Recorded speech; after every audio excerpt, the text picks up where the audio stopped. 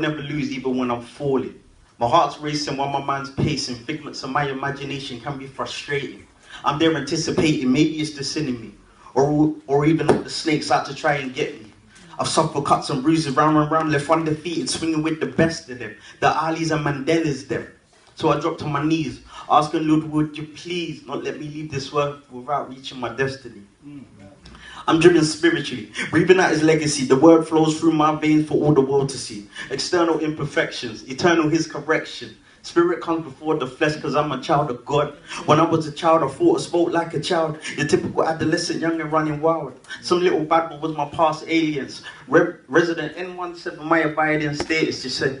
School came after N18, then was the 9 in blue and white, was doing mine on Tudor Road. Those were the times when I was living for today. Never watching for tomorrow, everything but yesterday, and all the wickedness I swallow. But now I'm free. I've left behind the Hennessy, the Ziggies and the Champers and the fornicating frequently. Raving in my rear screen is holding this on high beam. Ever since '08, I've been repping for the team. So now my current status started when I found greatness. In fact, when I believed and received, considered a life to succeed and achieve and decree all I know from coming this far as a child of God. Amen. Amen. So, as well as known as the name of Henry Amankwa by birth, I'm originally obviously British born Ghanaian. I also go by the name as Bruthaman. Bruthaman is another alias I go by with my music. I am also a gospel artist by the grace of God. But let's build up to how Bruthaman came about. So when I was 18 years of age, I lived a quite wild life. I grew up, obviously part of my life in North London, Tottenham, and I was involved in a lot of things. Somewhat gangs, but I was associated to a lot of people who were involved in a lot of things.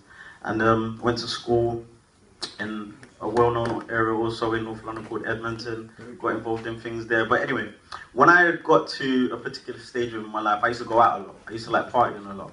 And there was a particular night within January 2003, as a matter of fact. I was 18. And I was coming back from a club, as I would do, on a Sunday night. And sadly, I met some guys on my route home. And I met these two guys, shall I say, white guys. And they were asking me where I'm going. And I was like, in my head, I'm thinking, I don't know you, you're asking me where I'm going, but then you must want to do something to me because I don't know you, you're asking me where I'm going. So in my head, I'm probably thinking, fastest point of action is to run. This is the early hours of the morning, probably about 3, 4 o'clock in the morning. Sadly, I don't know what happened to me. I just woke up in the hospital. And when I woke up in the hospital at the age of 18, I thought it was because maybe I was playing some sport. I was quite active when I was young, and I don't know, I was tackled seriously and whatever. And then later on, I had a close friend of mine who actually told me, Henry, you were actually assaulted. You were beaten up by 2 guys in your area. I lived in it, well, I still live in that area. I live in Hertfordshire, in an area called Chesham. And at the time, it wasn't an area really you would want to go to because you would get that sort of racial abuse. So I've gone through what I've gone through. They've more or less done what they've done to me, enough for me to lose my ability to walk. I lost my memory.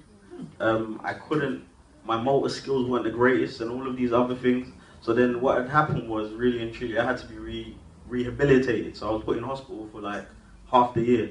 And I had to more or less rehabilitate myself to getting back to the young man I'm supposed to be.